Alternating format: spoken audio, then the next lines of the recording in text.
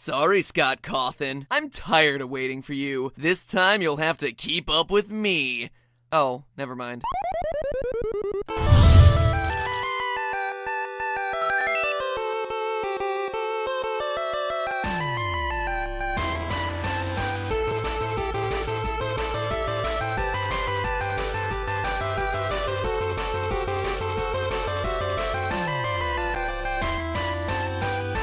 Hello, Internet! Welcome to Game Theory, where instead of waiting for FNAF 4 to be released, this time we're getting out ahead of the game. Or at least that was the plan. Scott, I swear you are the biggest internet troll out there. Oh, it's being released October 31st. Okay, let me plan my entire schedule around that. Never mind, it's now in August. Okay, fine, let me rework everything. Lols. Here's the full version now.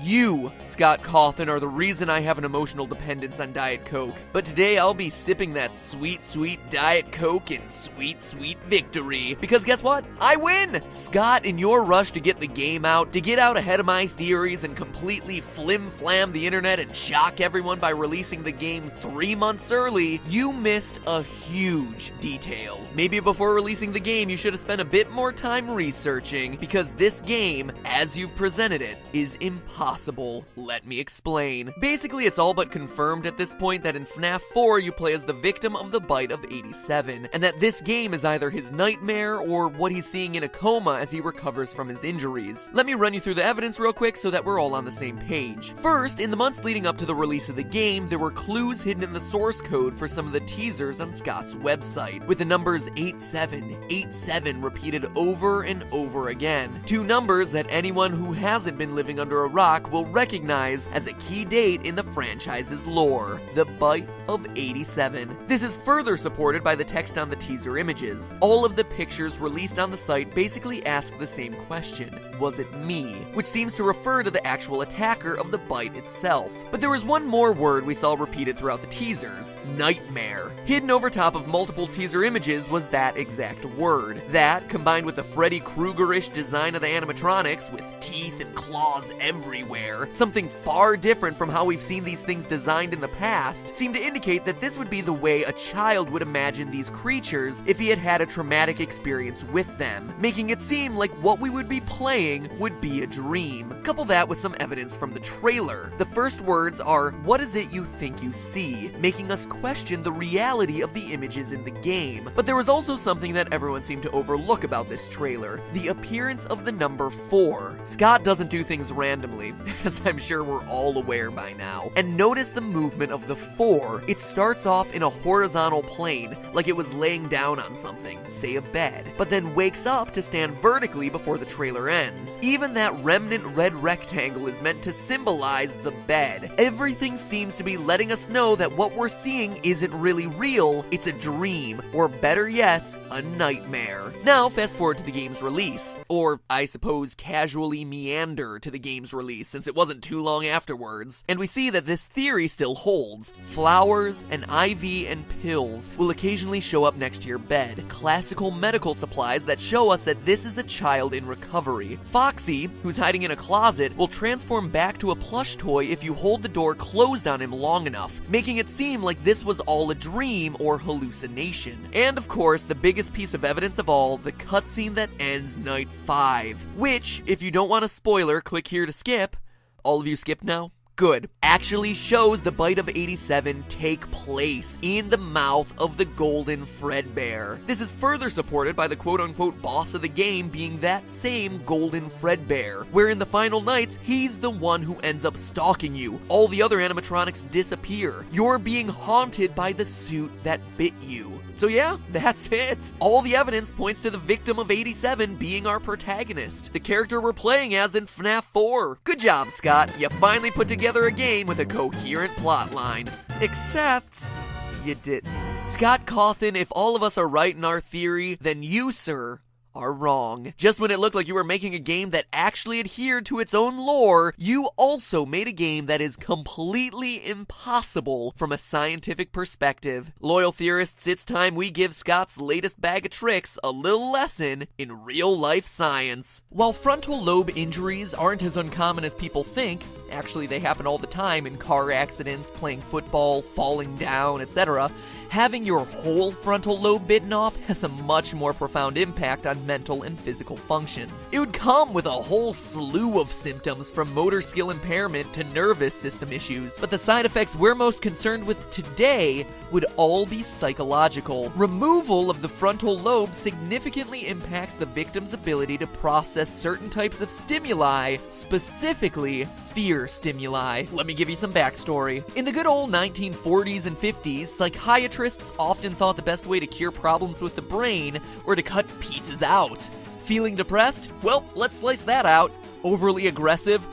That chunk probably wasn't important. As such, there are extremely well-documented studies of patients without frontal lobes, and what's fascinating about them was what happened to their fear response. Patients without a frontal lobe become uninhibited because they no longer have a fear response. Way back in my Fallout episode, we looked in depth at the most famous accidental lobotomy in history, Phineas Gage, who literally had an iron rod shot straight through his head, completely destroying his left frontal lobe. One of the most striking differences between pre-pole Phineas and post-pole Phineas was his sense of inhibition. And by that I mean post-pole Phineas had none. He had no sense of caution, no sense of fear or self-consciousness. He was described to be impulsive to the point of being rude and vulgar in public. No fear, no anxiety, no social pressure anywhere. Going back to the game, one of the things Scott does a great job of throughout the FNAF franchise is putting you in the eyes of Mike or Jeremy or whoever. We feel invested in our protagonist because we are that character. But in this case, that's scientifically impossible,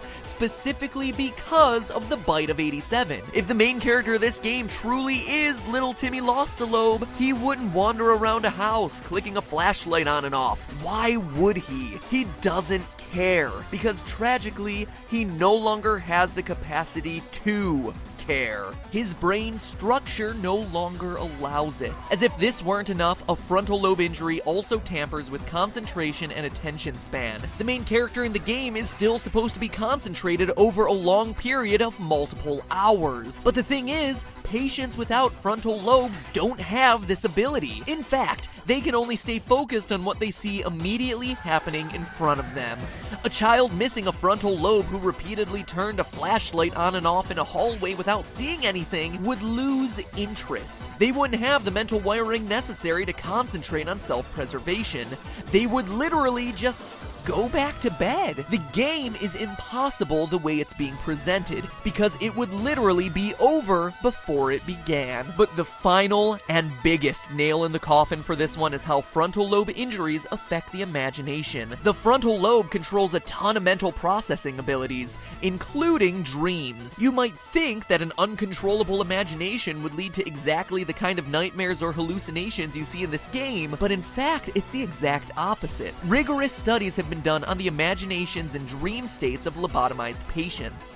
While patients without a frontal lobe can have dreams, one thing they can't have is nightmares. Patients missing a frontal lobe carry their lack of fear and inhibition straight into their dreams. And why not? It makes sense. If the mind isn't registering fear consciously, there's no reason to process it subconsciously in a dream. Studies show that lobotomized patients can dream about idyllic scenarios, money, fame, praise, but they can't dream about the monsters under the bed, or in this case, the Foxy in the closet, making the nightmare state of FNAF 4 impossible for the victim of the bite of 87. In fact, going back to the dark days of psychiatry, some patients who experience the kind of recurring nightmare we see in FNAF 4 actually had their frontal lobes intentionally removed to stop these dreams from happening. One famous case describes a patient who was experiencing a recurring dream of being chased by ferocious animals. After the patient received the lobotomy in 1953, yes, he still had the dream,